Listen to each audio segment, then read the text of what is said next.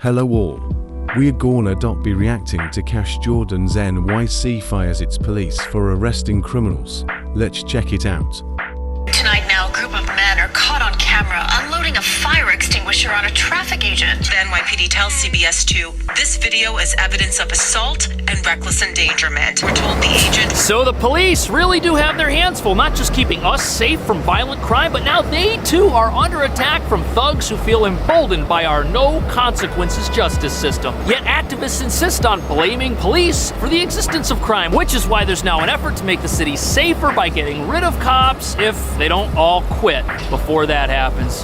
NYPD cops are leaving the department at record rates. It comes at a time when the city says major crime overall is down. But we found that that is not the case. After spraying a fire extinguisher at an NYPD car, you see the suspect speeding away. It's not only disrespectful, but it is an attack on the foundation of our city. We're here at an undisclosed location in Brooklyn to get an exclusive look at the hard work of an elite unit of NYPD detectives. They're going after the toughest criminals in New York City. 2,931 officers either quit or retired last year. The data also shows the NYPD is at its lowest headcount since 1990. This mass exodus the result of an aging police force, but also the result of certain laws like bail reform, mixed with what some officers perceive to be an anti-police climate. We're about to go out with one of the units right now, and they say that these suspects are so dangerous and have so many guns, me and my crew need to put on these bulletproof vests. Despite assurances from the mayor to hold the individuals accountable, the union for the NYPD tells CBS 2, quote, criminals are emboldened to attack because they believe they won't be held accountable. Our system has set a dangerous... We've got National Guard troops, and then over here, we've got New York's finest, and all this extra security. It's doing a lot. In fact, it's doing so much that a local riders group now wants less police in the subway, not more. But what nobody's talking about is that not only could this have the unintended consequence of causing crime to go up if you remove the police from the train, this defund the police attitude still persists among activist groups and lawmakers who are doing everything in their power to make New York's finest fight crime with one arm tied behind their backs, at a time when mass protests spring up at least once a week, when moped gangs roam our streets and parks stealing wallets and cell phones, and when there's so much shoplifting at our stores that Macy's uses braided cable with tripwire alarms to keep North Face jackets and handbags from wandering off and getting sold on Amazon. But if you think gangs of criminals taking over our streets and our stores wasn't bad enough, things are about to get even worse for the city. Because even if activists can't defund the police any more than they already have, they can still wage war against them with constant investigations, even going so far as to persecute officers for tweets. And this reveals the real reason crime is out of control here in New York. The police, they're not allowed to succeed. Every time they arrest someone, that person gets released. If they find a weapon, charges get dropped. And if the work of activist judges and officials wasn't bad enough, the NYPD just ended a crime wave of epic proportions. But if activists have their way, this area of the city could revert to the hellhole it was just a couple of weeks ago.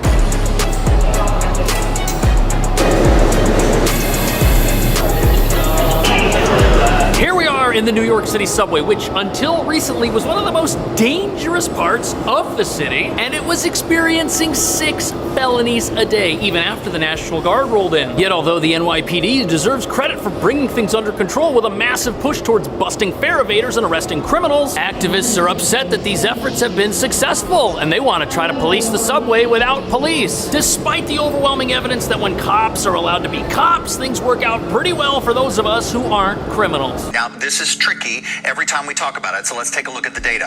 Overall crime was down 5%. The biggest change? A nearly 20% decrease, and that's substantial, in robberies. Now, felony assault is also down by about 8%. Grand larceny is the only crime on the rise, and that's up about 4%. I should have looked at the definition of grand larceny so we could all understand what that is. So according to the internet, grand larceny here is theft of personal property valued at over $1,000, like an iPhone or a laptop. But in spite of the fact that crime here is down from where it was at the start of the year, there are still people who disagree with the presence of police in the system. And for some reason, the activists who are now complaining about increased police weren't saying anything when crime was through the roof. Yet now, proponents of policing say we're being hit with all the same arguments about how locking up criminals and stopping crime makes society worse for some reason. And they say that activists in this city are so busy looking for the root causes of crime that if a criminal's in the way, they just look over them and try to find the the root cause. Because there's a pervasive belief that criminals are not responsible for their actions. Therefore, punishing them is completely unfair. Instead, it's believed that their actions are part of a larger problem. And because of this belief, we're on a wild goose chase for causes of crime that invariably leads back to the police because it's not allowed to lead back to the criminals. One of the big focuses of the crime crackdown,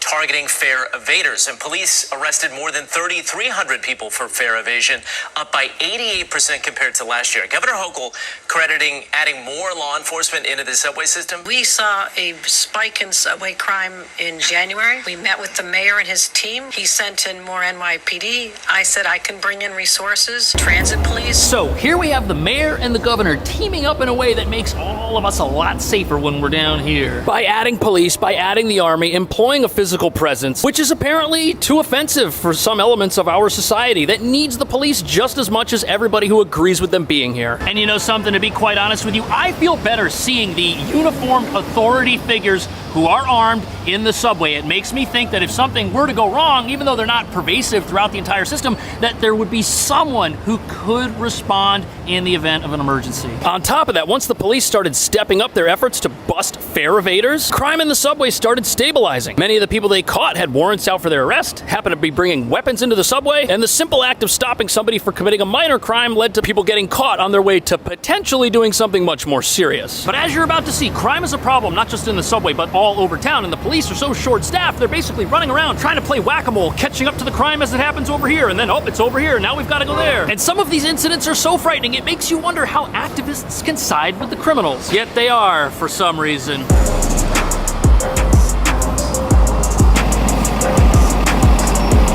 So while the opponents of the NYPD are out looking for the root causes of crime, the police themselves, they're looking for actual crime in buildings like this one right here. They've been terrorizing the streets of Brooklyn for years with guns and violence. But tonight, more than a dozen alleged gang members are under arrest. Countless hours by the Gun Violence Suppression Unit went into the investigation that led to the 85-count indictment and arrests of 15 alleged members of the drenched subset of the 9 Trey Bloods, also known as H. All right, you know, our streets are dangerous, our subways are dangerous, and this type of thing, gangs living in apartments, wreaking havoc everywhere, it's totally unacceptable. Yes, this is a big city with a lot of people, but if we let the police do their jobs, if we help them, God forbid, then we won't have to have criminals as neighbors who terrorize us in order to make a living for themselves. And look at this, the people who got arrested, they weren't nobodies, and you had 18 different people arrested on some of the worst charges imaginable. And this is what the police are designed to do, find dangerous criminals in the apartments they're hiding in and lock them up. Everybody should be applauding this. Yet for some reason, various elements of our society, various activist groups, some of our leaders, they look at these criminals and they see sad, lost souls who are really well-meaning, and they just had a momentary lapse of judgment 5 or 6 years ago when they joined that gang and remained in it the entire time. We're about to go out with one of the units right now, and they say that these suspects are so dangerous and have so many guns, me and my crew need to put on these bulletproof vests. Now look, I understand the police are not perfect. They make mistakes, but as a law-abiding citizen, you've got to pay somebody to put on a bulletproof vest and go out there and stop the bad guys, because if that doesn't happen, the bad guys are going to be coming for the rest of us, and we're not going to be able to live our lives, work, provide for our families. We need police. And yes, we do need to hold them accountable, and they should be wearing body cameras. But at the end of the day, we need a police force that isn't just allowed to stop criminals and arrest them. We need to make sure the officers in that police force are well protected and have the support of society, which they will have with proper oversight and accountability while they protect our rights and do their jobs. And the breakdown happens when those two things aren't happening at the exact same time. And this is part of the reason why civil rights groups bring cases against the NYPD for tactics that they claim are way too harsh. But as you're about to see, sometimes when these reforms happen, they have an effect that nobody anticipates, and they set the city up for disaster in the future, which we're experiencing right now. Video from earlier shows the large crowd of protesters trying to get inside the museum as workers locked the entrances. No word on how many arrests so far.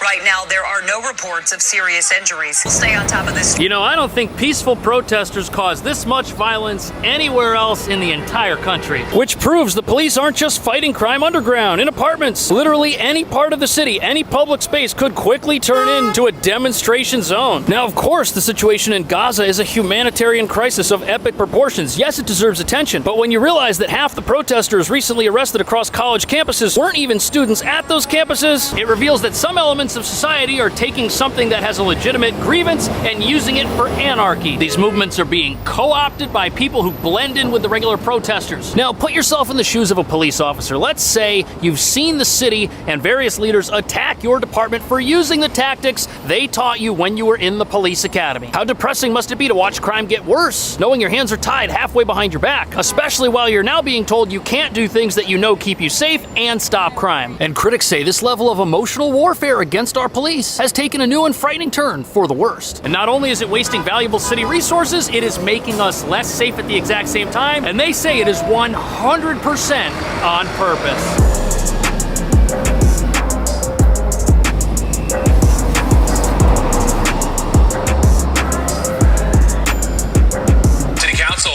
Today, looking into NYPD spending. But much of the questioning focused on some controversial social media posts from members of the department's top brass. Fox 5's Lynn Schmidt joins us live from the newsroom. Linda. So, to set the stage here, a recent budget meeting turned into a fight over what certain officers were posting on the internet, of all things. As if our society can't fall any further away from the matters that are most pressing. Here we are worried about what someone said online. But in defense, our leaders point out, rightly so, that these posts were made on an official account, and it shouldn't look like the official stance of the NYPD is political in any way. But that's where things get complicated. The police were responding to criticism of their department by a politician who they think has an anti-police stance. The accusations are that this was a misuse of power, but is that true? Chief Shell's post reacted to a post from Queens City Council member Tiffany Caban, calling the NYPD's raid at Columbia University a colossal disgrace and a horrifying affront to democracy. Did you instruct the chief to delete the post?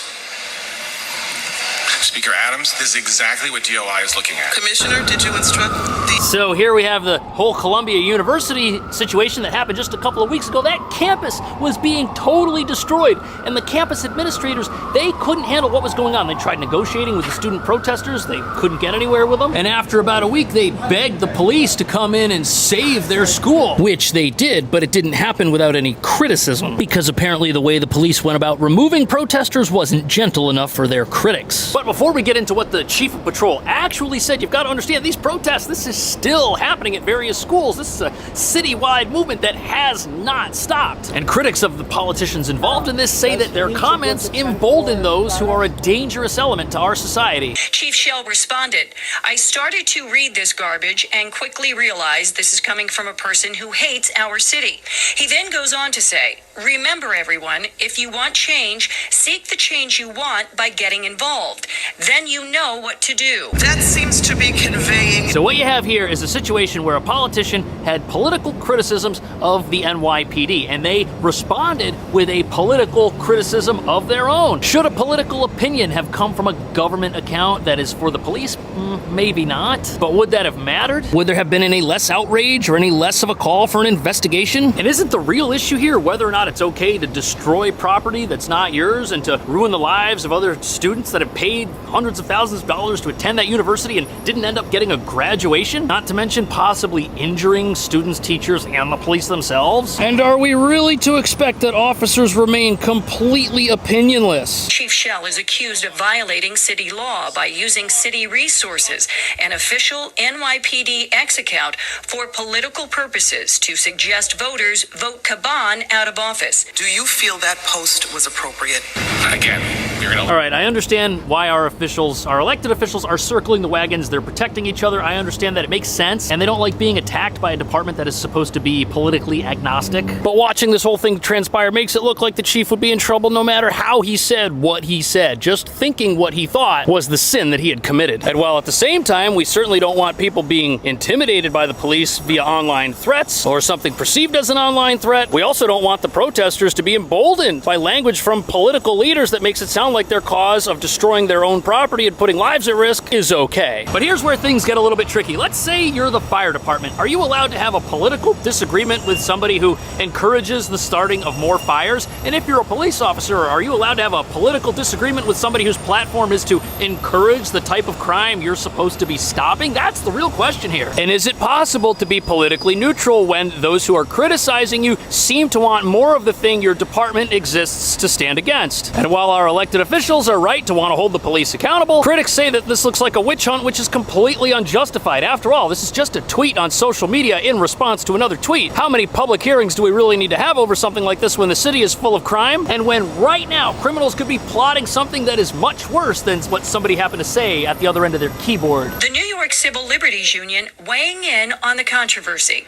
The NYPD has the responsibility to enforce the law, not to take sides in political disagreements. Governor Hochul also reacting today. This is a local policing issue for the mayor of New York. Okay, now as I said, you know, this might sound absolutely ridiculous, but one of the best things to happen to the police force is Mayor Adams. Is he the perfect mayor? No, but he is a 22-year-plus veteran of the NYPD. And compared to his progressive predecessor, Mayor Bill de Blasio, the police have things going a little bit better for them. And the governor is also doing a great job of staying out of local issues. And when the police were attacked by asylum seekers in Times Square, she was vehemently against the fact that the DA did not press stronger charges. And when you consider that laws like bail reform, which decriminalized most of the offenses that get repeated over and over again and are just overrunning our city with trained criminals who've got prior experience committing crime, those weren't passed under Mayor Adams or Governor Hochul, which means that to an extent, the lawless environment that we're currently experiencing is the result of their predecessors. And observers say just as it took time for the pendulum to swing left, so to speak, it's going to take time for it to swing back the other direction and for there to be any repeal or adjustment of laws that may now be causing problems for everybody. And over the last year, there has been talk of repeal of certain aspects of bail reform, of repeal of certain sanctuary city policies that limit the NYPD's ability to communicate with ICE and get dangerous criminals off the street when the federal government is looking for them. Could these things happen in the near future, or is New York City already too far gone based on how it's being run for those who are in favor of law and order to see any meaningful changes that make the general public safer? Let me know what you think. Thank you so much for watching. I'll see you in the next video. Thank you for watching. Please like, share, and subscribe to the channel. On the other platforms, please follow me for more, and I'll see you on the next one. One love.